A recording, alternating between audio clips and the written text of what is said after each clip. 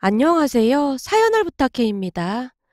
오늘의 사연을 소개하겠습니다. 우리 시댁은 지방 작은 마을에 위치하고 있습니다. 남편과 저는 같은 지역 도시에 나와서 살고 있고, 시댁은 뒤에 산을 끼고 있는 그런 시골 마을인데요. 시아버님과 시어머님은 옆 동네에서 살다가 부모님의 중매로 결혼을 하셨답니다. 한마디로 그곳을 떠나본 적이 없는 분들이세요. 잠시 시어머님에 대해 말씀드리자면, 시어머님은 키도 많이 크신 편에 몸집도 꽤 우람한 편이었다고 해야 할까요?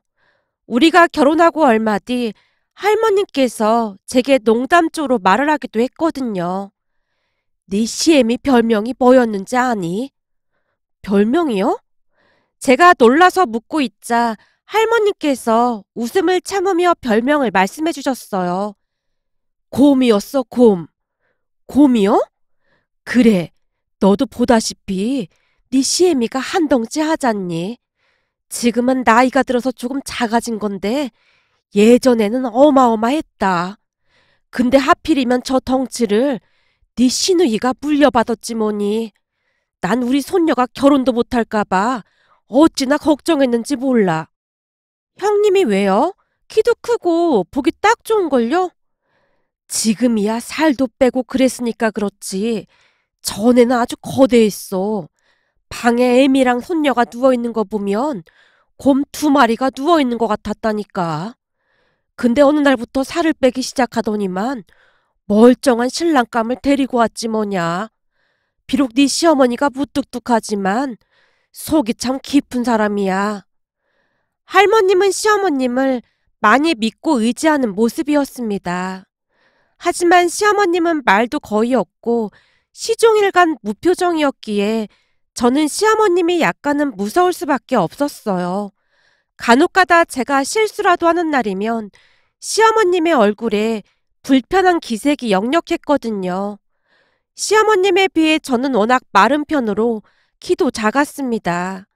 그랬던지라 시어머님이 인상이라도 쓰는 날이면 잔뜩 움츠러들 수밖에 없었습니다. 문득 시댁에 첫 인사를 드리던 날이 떠오르는데요. 저를 보자마자 시어머님이 걱정스레 입을 열었어요. 아유, 이런 발로 어디 일이나 제대로 할 수 있겠냐? 또한 식사를 하면서도 탐탁지 않은 표정으로 다시 말을 꺼냈는데요.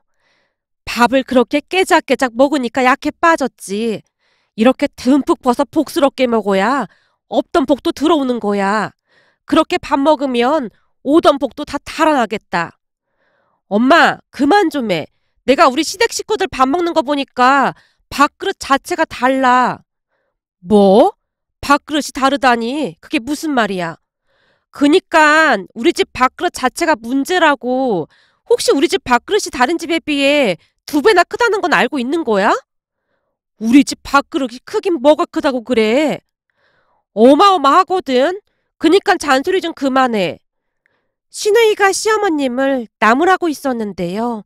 사실 그날 시댁 밥그릇을 보고는 깜짝 놀라긴 했습니다. 밥그릇이 아니라 무슨 국 대접인 줄 알았으니까요.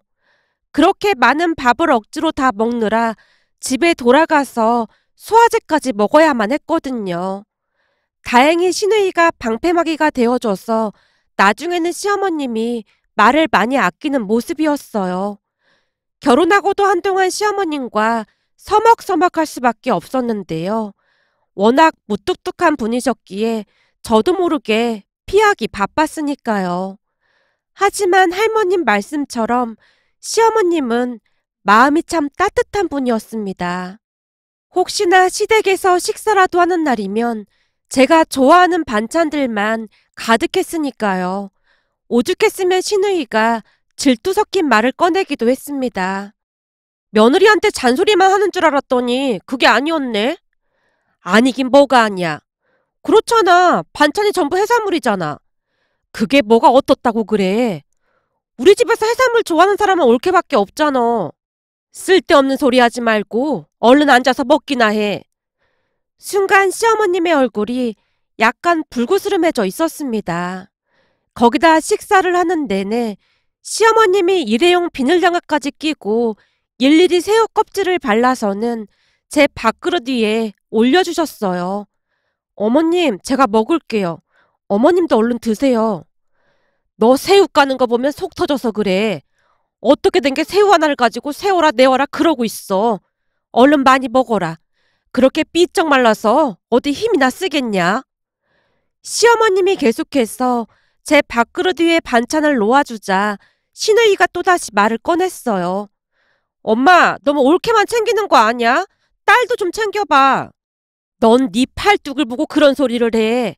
네 팔뚝만 봐서는 황소도 때려잡겠다 이거사. 그니까 네가 알아서 먹어. 내가 누굴 닮아서 이런 건데 엄마 닮아서 그런 거 아니야. 시누이가 입을 삐죽이고 있었지만 그냥 장난스레 말하고 있다는 것을 잘 알고 있었기에 가족 모두가 피식 웃고 말았습니다. 그렇게 저는 시어머님과 조금씩 가까워져 갔고 시간이 지나면서 시어머님이 참 따뜻한 분이라는 걸 알게 되었습니다. 나중에는 그냥 눈빛만 봐도 시어머님의 마음을 알 수가 있을 정도였으니까요.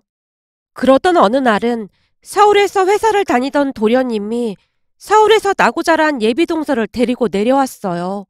평소 잘 내려오지도 않았기에 도련님과는 친해질 기회가 많질 않아서 많이 낯설 수밖에 없었습니다. 같이 내려온 예비동서도 말수가 적은 사람으로 많이 예민해 보였어요. 더군다나 예비동서는 저보다 더 마른 모습이었고요. 예비동서가 돌아간 뒤 시어머님이 기가 막히다는 듯이 중얼거렸습니다. 아니 어떻게 된 게 우리 아들들은 다들 삐쩍 마른 멸치만 데리고 오는 건지 모르겠네.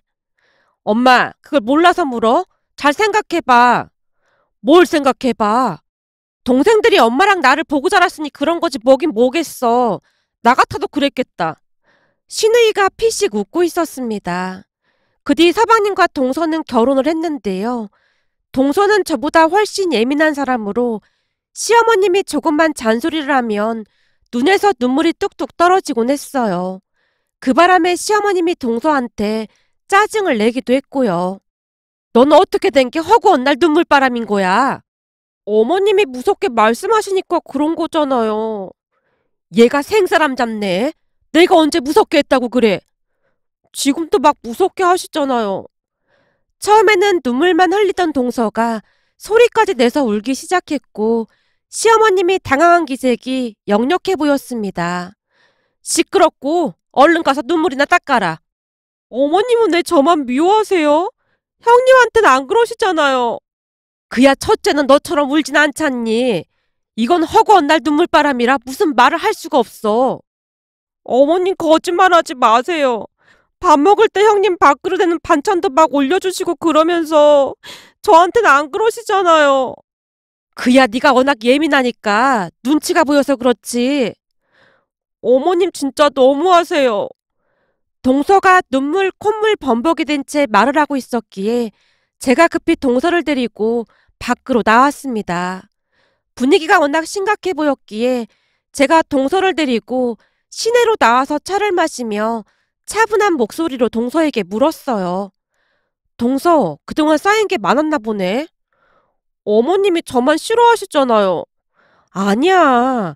어머님이 표현을 잘 못하셔서 그렇지 동서를 싫어하거나 그렇진 않아. 아니에요. 어머님은 절 싫어하시는 거예요. 아니라니까. 나도 처음에는 어머님이 나를 싫어하는 줄 알았는데 나중에는 그게 아니라는 걸 알겠더라고. 지금은 엄청 친하게 지내잖아. 사실 저는 시댁의 모든 게 좀 적응이 안 돼요. 그날은 동서도 작정을 한 것인지 속에 있는 말을 다 꺼내놓기 시작했습니다. 적응이 안 되다니 어떤 게 적응이 안 돼? 사실 밥그릇부터 적응이 안 돼요. 밥그릇? 그게 왜? 형님은 적응이 되셨는지 모르겠지만 저는 살면서 그렇게 큰 밥그릇은 처음 봐요. 대체 그렇게 큰 밥그릇은 어디서 구하신 거래요? 사실 저도 첫날 시댁 밥그릇을 보며 놀랐던 건 매 한 가지였으니까요. 결국 제가 웃음을 참지 못한 채 동서에게 말을 했습니다. 사실 나도 처음에는 많이 놀랐는데 시간이 지나면서 차츰 익숙해지더라고. 전 도무지 익숙해지질 않는단 말이에요. 그 밥그릇에 밥을 고봉으로 담아주실 때마다 숨이 턱 막힐 정도예요. 그거 다 못 먹으면 어머님이 눈치도 주시잖아요. 근데 형님은 그걸 어떻게 다 드시는 거예요? 사실 나도 처음에는 다 못 먹었어. 나도 최근에 익숙해진 거야. 어찌어찌 먹다 보니 그냥 다 먹게 되더라고. 근데 다 못 먹을 것 같으면 먹기 전에 덜고 먹으면 되는 거니까 너무 스트레스 받지 마. 어머님이 눈치 주는데 제가 스트레스를 안 받을 수가 없잖아요. 표정만 봐도 무섭단 말이에요. 아니야. 어머님이 표정만 그런 거지. 그렇게 무서운 분도 아니야. 오히려 정반대인걸? 조금만 시간이 지나면 내가 하는 말이 무슨 말인지 동서도 알게 될 거야.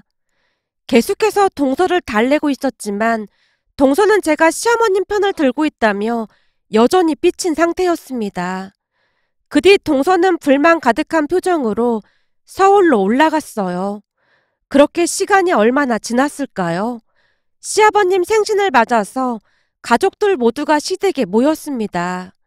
식사를 하고 이런저런 대화를 하던 도중 시어머님이 외출 준비를 했어요. 그 모습에 제가 시어머님께 물었습니다. 어머님, 어디 가시는 거예요? 같이 갈까요? 아서라, 괜히 갔다가 자빠지기라도 하면 골치 아프니까. 어디 가시는데요? 니들 온 김에 밤 좀 넣고 설기 만들어 줄 테니 기다리고 있어. 너 밤 넣은 설기 좋아하잖니? 설기를 만드시는데 어디 가시는 거예요? 떡집 가시는 거예요? 아니, 뒷산에 가서 밤 좀 주워올까 한다. 밤이요? 그럼 저도 따라갈래요. 네가 뭐 한다고 따라오려고 해. 그냥 집에 있어. 약해 빠져서 괜시리 자빠지기라도 하면 아주 고역이니까. 어머님, 저 오늘 운동화 신고 왔어요. 그니까 따라갈래요. 저 밤 따는 거 한 번도 못 봤단 말이에요. 뒷산이긴 해도 한참 올라가야 해. 그니까 그냥 있어. 싫어요. 저도 따라갈 거예요. 엄청 재밌을 것 같단 말이에요. 그냥 있으라면 있지. 암튼 말도 뒤지게 안 들어먹어. 그럼 혹시 모르니까 겉옷도 하나 챙겨서 나와라. 그렇게 제가 급히 운동화를 신고 있었는데요. 가만히 지켜보고 있던 동서도 재빠르게 신발을 신고 있었습니다. 동서가 신발을 신고 있는 모습에 시어머님의 얼굴이 사색이 되어 있었는데요. 둘째, 너는 신발을 왜 신는 거냐? 혹시 너도 따라오게? 당연하죠. 형님도 가는데 저도 따라가야죠. 혹시 제가 가는 게 싫으신 거예요? 아니, 싫다기보다는 넌 서울에서만 살아서 이런 산길은 못 올라갈 텐데. 그게 걱정돼서 그렇지. 괜히 산에 오르다가 굴러봐라. 그럼 진짜 답도 없어. 그냥 저도 갈래요. 어머님은 맨날 형님한테만 관대하신 것 같아요. 그날따라 동서가 떼를 쓰고 있었습니다. 결국 셋이서 함께 밤을 따러 시댁 뒷산을 오르기 시작했는데요. 시어머님 말씀처럼 뒷산치고는 산세가 험해서 오르기가 쉽지 않았습니다. 제가 살며시 뒤를 돌아 동서를 바라봤더니 동서도 많이 힘든 모양으로 얼굴에 땀까지 송골송골 맺혀 있었습니다. 아무래도 걱정이 앞섰기에 제가 동서에게 물었어요. 동서, 괜찮아? 네, 괜찮아요. 동서가 힘겹게 숨을 내쉬며 대답했는데요. 앞서 산을 오르던 시어머님이 버럭한 채 외쳤어요. 그러게 그냥 집에 있으라니까 왜 이렇게 말을 안 들어? 어머님은 맨날 저만 미워하시는 것 같아요. 저도 밤 따는 거 구경하고 싶었단 말이에요. 넌 어떻게 된 게 입만 열면 내가 미워한다는 말을 하는 거니? 형님한테 말할 때랑 저한테 말할 때랑 말투 자체가 다르시잖아요. 동서가 입술을 삐죽이며 말대꾸를 하고 있었는데요. 시어머님이 어이없다는 듯이 긴 한숨만 내쉬고 있었습니다. 그 모습에 제가 시어머님과 동서 눈치를 보면서 산을 오르고 있었어요. 그런데 시간이 지나면 지날수록 동서가 많이 힘들어하는 모습이었습니다. 그렇게 한참 동안 산을 오르고 있었는데 잠시 후 동서의 외마디 비명소리가 울려 퍼지기 시작했고 깜짝 놀란 채 동서를 바라봤는데요. 아무래도 발을 헛디딘 모양으로 동서가 떼굴떼굴 구르다가는 숲풀 사이에 널브러져 있었습니다. 시어머님과 제가 사색이 된 채 동서가 있는 곳으로 내려갔는데요. 금방이라도 숨이 넘어갈 듯 동서가 울부짖고 있었습니다. 괜찮니? 많이 다쳤어? 발목이 너무 아파요. 여기가 아픈 거니? 시어머님이 동서의 발목을 잡자마자 동서가 다시 비명을 질러댔습니다. 아무래도 다리를 접질린 모양이구나. 어머님, 제가 집에 전화해서 누구라도 오라고 할까요? 여기 올라올 때까지 언제 기다리고 있어. 그럼 어떡해요? 이대로 걷지도 못할 것 같은데요? 제가 혼비백산한 채 어쩔 줄을 몰라 하고 있었는데요. 순간 시어머님이 손으로 땅바닥을 짚더니 무릎까지 꿇고는 동서에게 말했어요. 자, 엎혀라. 네? 엎이라니요. 그게 무슨 말씀이세요? 동서가 눈물 범벅이 된 채 묻고 있었는데요. 뭘 멀뚱멀뚱 쳐다보고 있어. 엎이란 소리 안 들려? 너 어부바 몰라? 얼른 엎혀라. 그니까 어머님 등에 엎이라는 말인 거예요? 시간 없다. 얼른 엎혀라. 어떻게 그래요? 저까지 업고 이 산길을 어떻게 내려가요? 네가 아직 덜 아픈 모양이구나. 그게 아니라 아무리 그래도 어머님 등에 어떻게 엎혀요? 그럼 어쩔 거야? 너 혼자 여기 있을 거야? 그러게 내가 집에 가만히 있으라고 하니까 왜 이렇게 말을 안 들어먹어? 쓸데없는 소리 하지 말고 얼른 엎이기나 해. 시어머님이 동서와 저를 노려보고 있었기에 제가 급히 동서를 달랬어요. 동서, 우선 얼른 어부바 해봐. 우리 어머니 힘이 엄청 세서 괜찮을 거야. 네 시엠이 힘센 천하장사라 좋기도 하겠다. 그래도 힘이 약한 것보단 낫잖아요. 동서, 얼른 어부바 해. 제 말에 시어머님이 새어나오려는 웃음을 억지로 참고 있었습니다. 결국 동서가 시어머님 등에 엎였고 시어머님이 영차! 라는 말과 함께 동서를 얻고는 비탈길을 내려가기 시작했는데요. 평소 시어머님이 힘이 센 건 알고 있었지만 제가 생각했던 것보다 시어머님의 괴력은 어마어마했습니다. 동서를 얻고도 저보다 발걸음이 빨랐으니까요. 그 와중에 제가 감탄까지 하면서 시어머님께 말을 했어요. 어머님, 혹시 소시적에 레슬링 같은 거 하셨어요? TV 보니까 레슬링이나 유도 선수들이 사람을 얻고 산도 막 타고 그러던데 그 장면을 실제로 보게 될 줄 진짜 몰랐어요. 우리 집 밥그릇이 괜히 그렇게 큰 줄 아니? 힘이 다 거기서 나오는 거야. 우와, 진짜 대단하세요. 동서, 어부하고 있으니까 어때? 제가 장난스레 동서에게 묻고 있었는데 창피한 듯 동서의 얼굴이 시뻘개져 있었습니다. 그 뒤 시어머님은 동서를 들쳐업고 몇 번 큰 숨을 들이마시면서 성큼성큼 뛰다시피 산을 내려가고 있었어요. 어머님, 괜찮으신 거예요? 너무 무리하시는 거 아니에요? 이제는 제가 동서 업어볼까요? 네가 잘도 얻겠다. 피죽도 못 먹은 것처럼 생겨서는. 어머님, 제가 이래봬도 요즘은 밥을 꽤 잘 먹어서 힘이 좀 세졌거든요. 아까도 밥그릇에 있던 밥 한 공기 뚝딱 하는 거 보셨잖아요. 쓸데없는 소리 하지 말고 얼른 앞질러 가기나 해. 네, 알겠습니다. 제가 멋쩍은 표정으로 앞질러 갔어요. 잠시 후 집에 도착을 했고 다 같이 병원으로 향했습니다. 병원에서 의사가 말하길 다행히 뼈에 금이 가거나 그렇진 않았다고 했기에 간단한 치료를 받고 집으로 돌아왔는데요. 쩔뚝거리며 안방으로 들어서던 동서가 갑자기 눈물을 뚝뚝 흘리고 있는 게 아니겠어요? 깜짝 놀란 채 동서에게 물었지만 동서가 여전히 눈물만 흘리며 손가락으로 안방을 가리키고 있었기에 제가 슬그머니 안방 안을 들여다봤더니 시어머님이 홀로 앉아서 무릎에 파스를 붙이고 계셨어요. 어머님, 혹시 다치신 거예요? 어떡해요? 아니야, 다친 건 아니고 아무래도 급하게 산에서 내려오다 보니 무릎에 조금 무리가 됐던 모양이야. 근데 둘째 쟤는 왜 또 눈물바람인 거니? 어머님 죄송해요. 괜히 저 때문에 무릎 잘못된 거 아니에요? 괜찮어. 파스 붙였으니까 곧 괜찮아질 거다. 넌 좀 어떻니? 괜찮아? 한번 삐끗하면 계속 그러니까 당분간은 조심해야 한다. 우리 둘째 밥 좀 많이 먹어야겠더라. 산에서 얻고 내려오는데 어찌나 가볍던지 꼭 솜털 같더구나. 그리고 내가 표현을 잘 못해서 그런데 열 손가락 깨물어 안 아픈 손가락이 어디 있겠니? 내 말 무슨 말인지 알지?